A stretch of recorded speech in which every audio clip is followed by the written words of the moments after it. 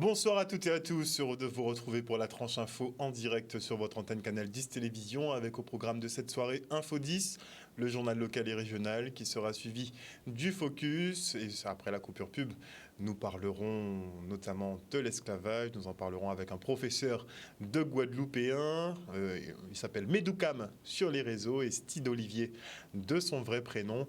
Nous parlerons aussi du mai, des mémoires de la ville des Abîmes, ce sera donc après la coupure pub de 19h, mais pour l'instant, place au JT.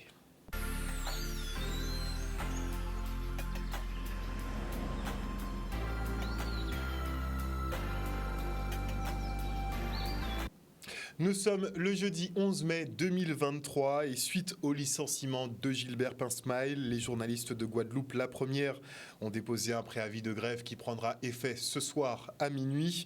Ces derniers dénoncent un acharnement à l'encontre de leurs confrères qui avait déjà été rétrogradé pour sa participation dans la campagne d'Harry Chalus en 2015. 7 ans plus tard, il est finalement évincé de la rédaction à cause de son image entachée lors de la diffusion dans les médias des sommes perçues à cette occasion.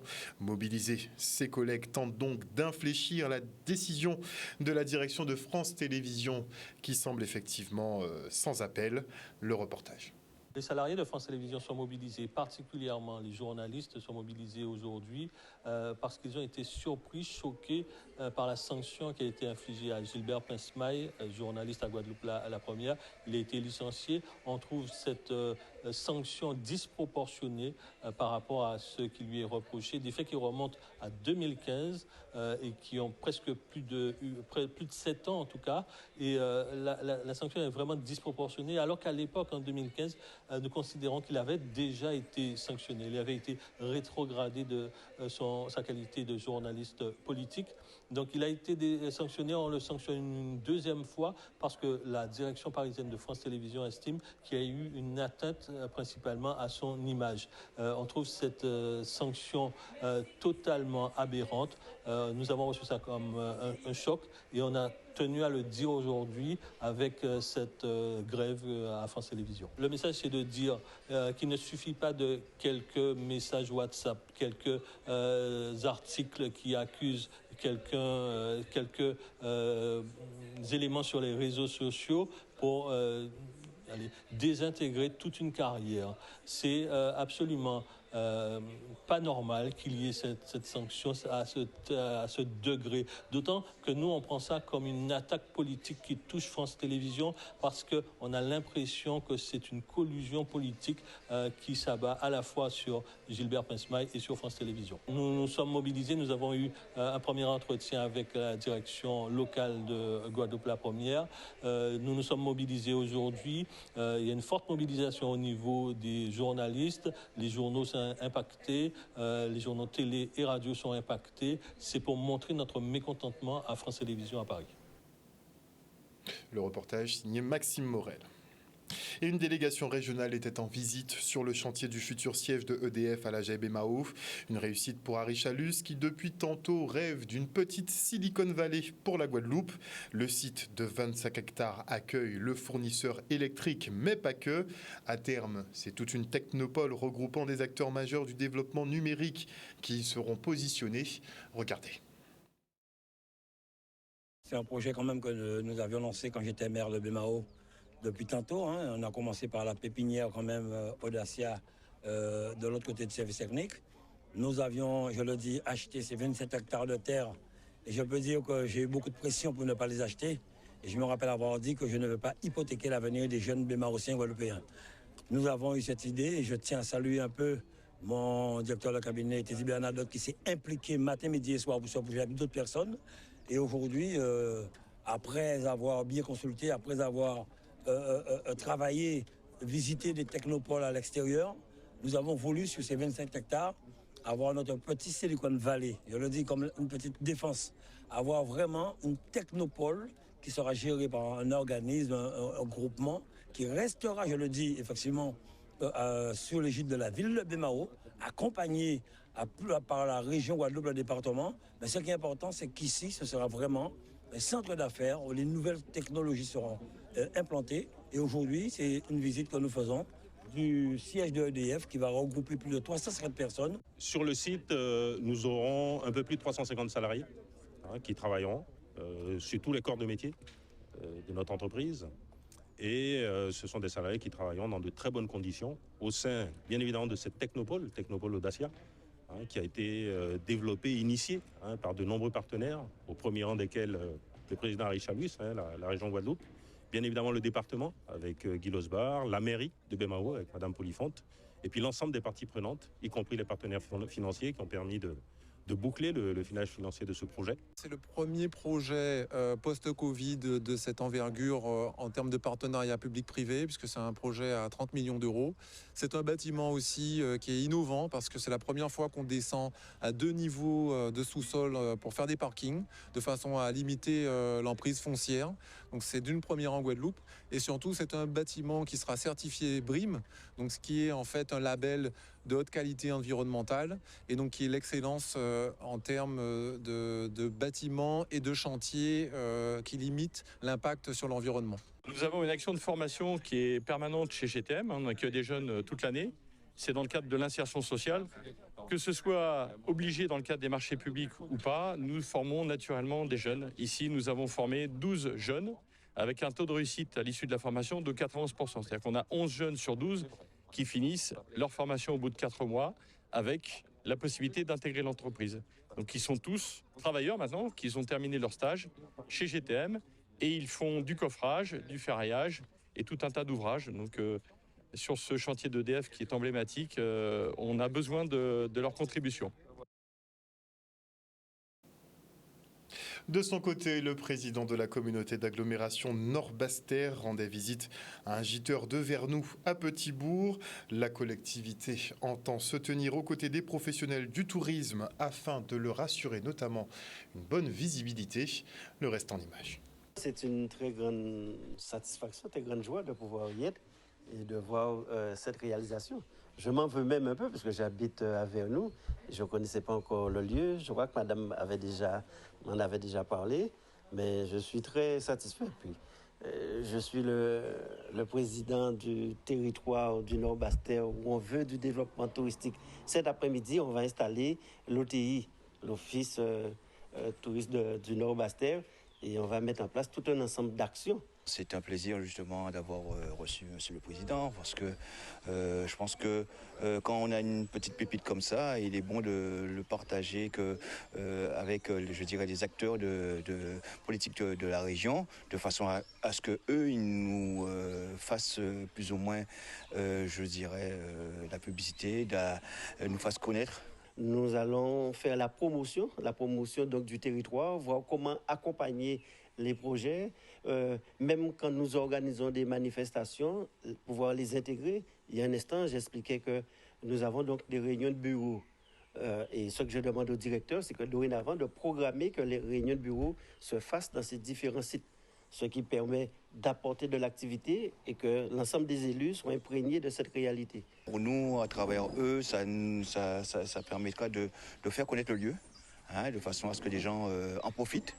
Parce que c'est, je dirais, un outil bien guadeloupéen, construit par des Guadeloupéens, réalisé par des Guadeloupéens, pensé par des Guadeloupéens. Donc il serait bien que nous, pour Guadeloupéens, qu'on accapare en quelque sorte le lieu qui est extraordinaire. C'est une satisfaction pour moi qu'il puisse y avoir de telles structures, de telles infrastructures, parce que le but, c'est qu'on puisse développer.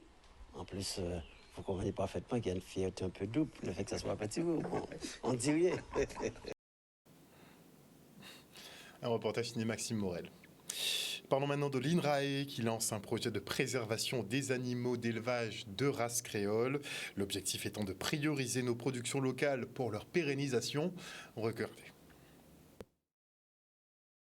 Le projet en lui-même, donc Caribio Créole, qui est un projet qui a été financé dans le cadre du FEADER, donc des financements européens pour l'agriculture, est un projet innovant dans lequel on a souhaité valoriser les races créoles en élevage. Donc race créole en bovin, race créole en porcin, race créole en petits ruminants, c'est-à-dire en caprin et en ovin, les races locales en tout cas. L'atelier qui est organisé aujourd'hui, il vient dans la continuité de ceux organisés déjà en juin 2022, où on posait le diagnostic sur les races créoles en Guadeloupe, bovines, caprines et porcines, avec les éleveurs. Et une fois qu'on a eu posé ce diagnostic-là, on a travaillé en janvier dernier, donc en janvier 2023, sur des propositions. Qu'est-ce qu'on aimerait voir naître pour les races créoles, pour sauvegarder et maintenir les races créoles, que ce soit en termes de sélection ou en termes de valorisation. Et du coup, une fois qu'on avait ces propositions qui ont été co-construites par des éleveurs, des institutionnels, des administratifs, des chercheurs, des techniciens, etc., aujourd'hui, on s'est donné pour objectif donc de restituer ce travail-là et puis de travailler pour préciser les propositions, donc pour aller vers une feuille de route, un plan d'action pour la sauvegarde des races créoles. Déjà, c'est une très belle initiative de leur part et d'avoir invité des professionnels. Pourquoi ? Parce qu'on a un regard toujours présent, parce que c'est nous qui transformons et les produits sont excellents. Il faut savoir les cuisiner. Donc, notamment la race bovine, on travaille dessus. On a expliqué, alors j'explique comment, je donne des recettes, hein, on crée, et donc c'est pour cela qu'on a continué aujourd'hui. On continue ce travail qu'ils ont initié. Belle initiative, je le répète, parce que là, si on veut consommer local, déjà on fait un travail énorme sur les produits locaux, mais les produits du terroir, hein, tout ce qui est végétal.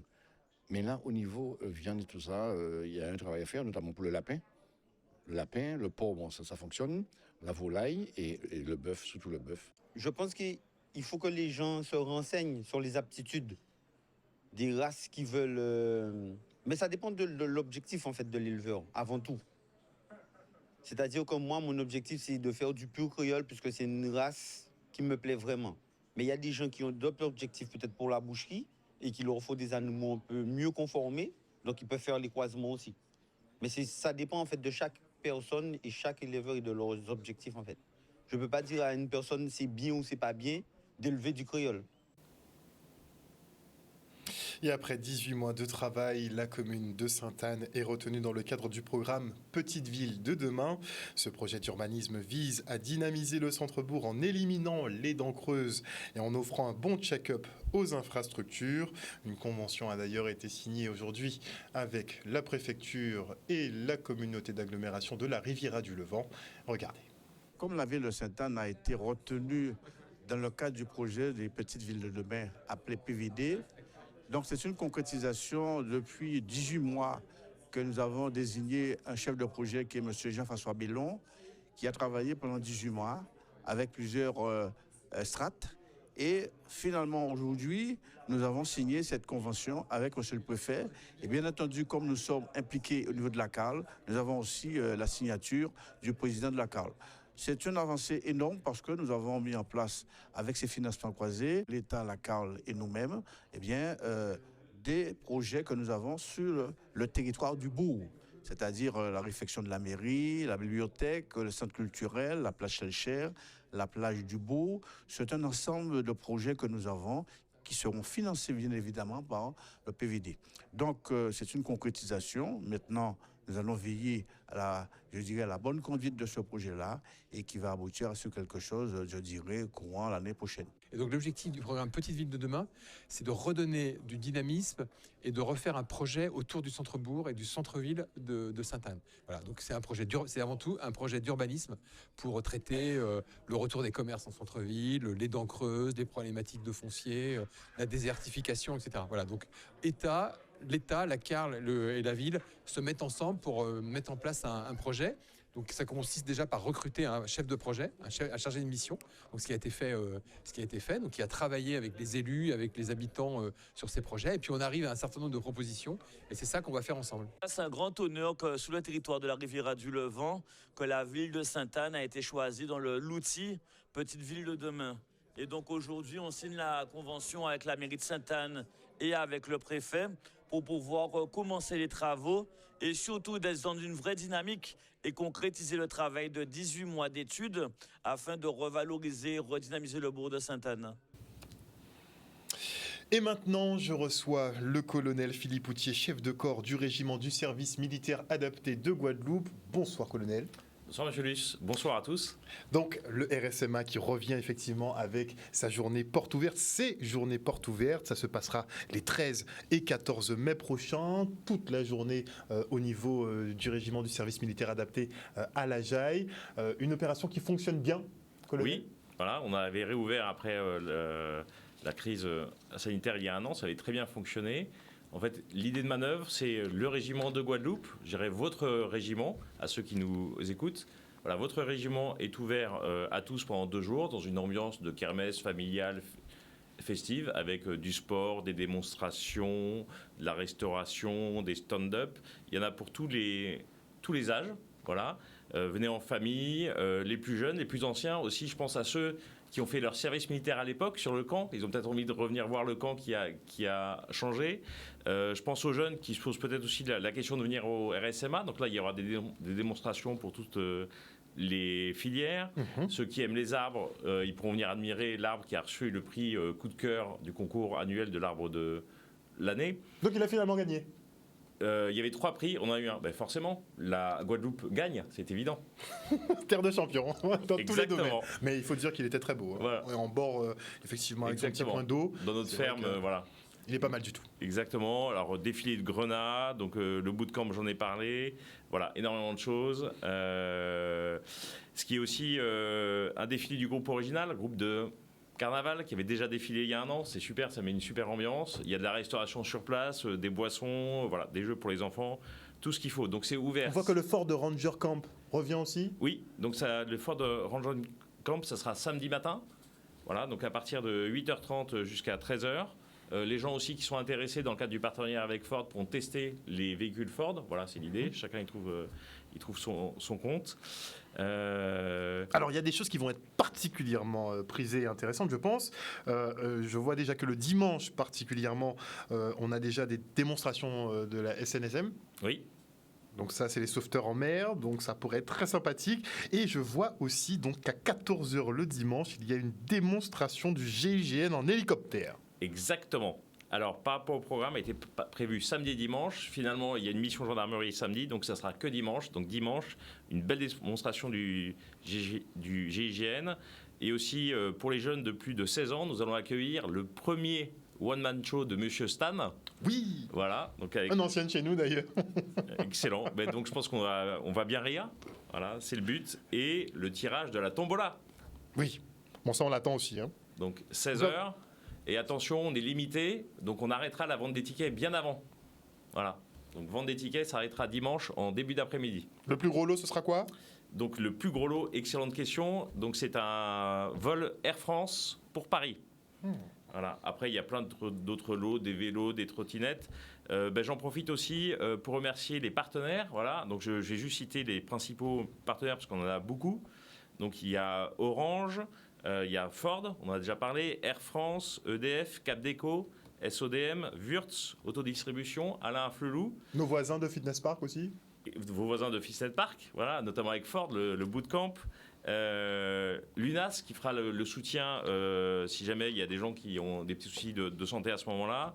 Green Rider, Longto, voilà, qui est un partenaire historique du régiment. Et il y en a bien d'autres partenaires et vous les découvrirez sur place.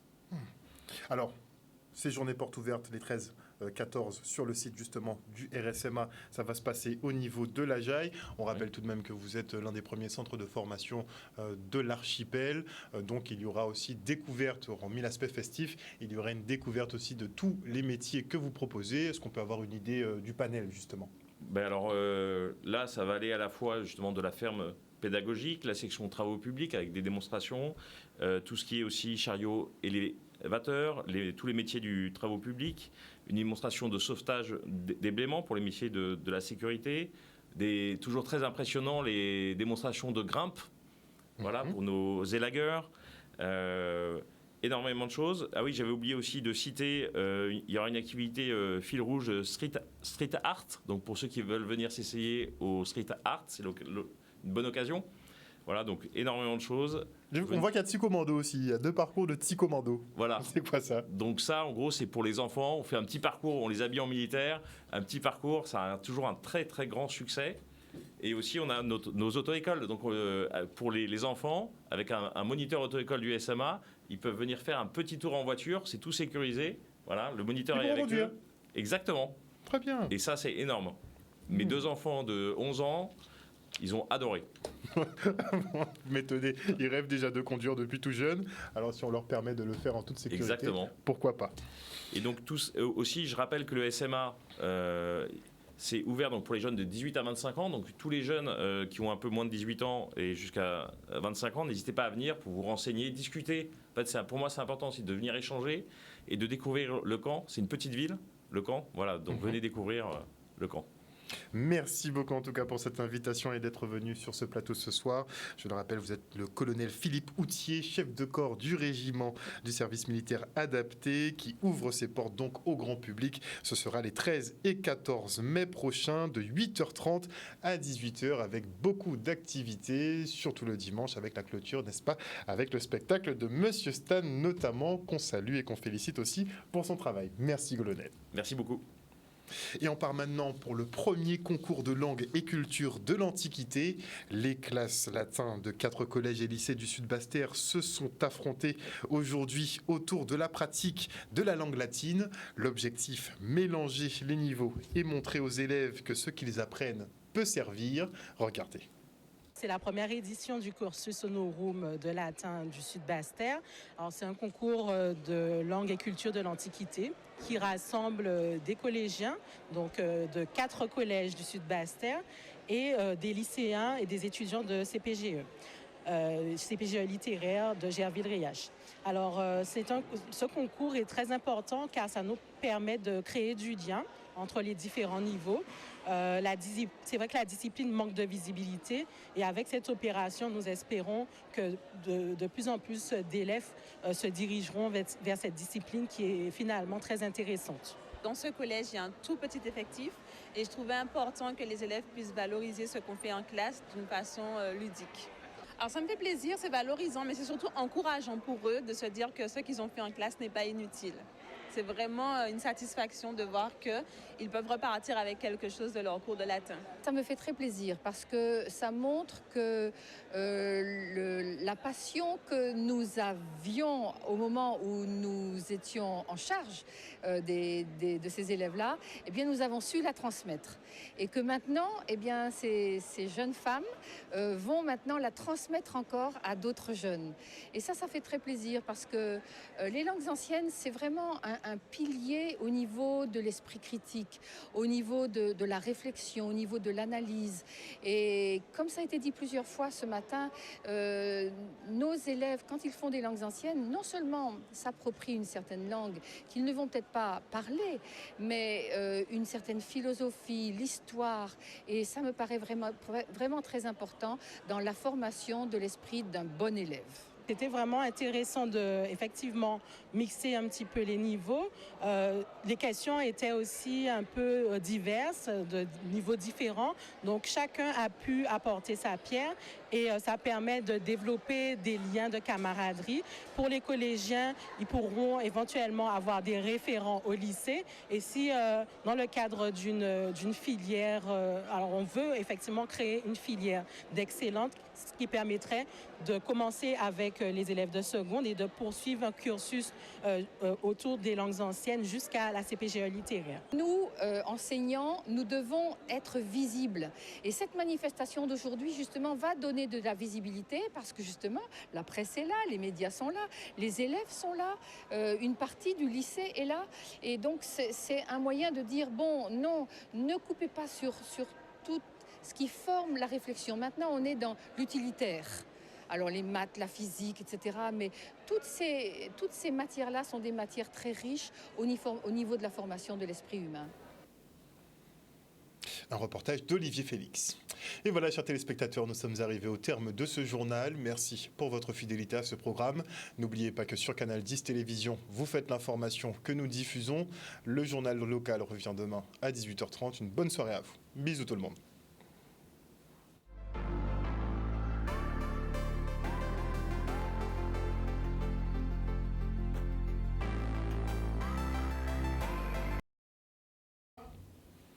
À venir dans la tranche info sur Canal 10, je recevrai un professeur de guadeloupéen en la personne de Medoukam. Vous pouvez déjà aller regarder un peu. Il est sur Instagram, sur Twitter, sur YouTube. Il fait un excellent travail justement de vulgarisation du créole. On parlera de son activité, mais aussi de l'esclavage, puisqu'il traite aussi un petit peu de ce sujet qui nous concerne tous, vous le savez. Il sera avec nous donc après la coupure pub de 19. Et je dis bonsoir quand même à tous les internautes. Désolé, j'ai pas ouvert l'application très tôt, mais je dis bonsoir à Perle de Karukira, à Jimmy Kamagouva, à Liar, à Yvonne Dacour, à Marie-Hélène Borès, à Joël Bazit, à Sandra LVT, à Patricia de Normandie, à Claudie Giraud-Girard, à Patrice Mathurin Félicité, à Moïse Caramel et à Eddy Félix. On se retrouve après la pub.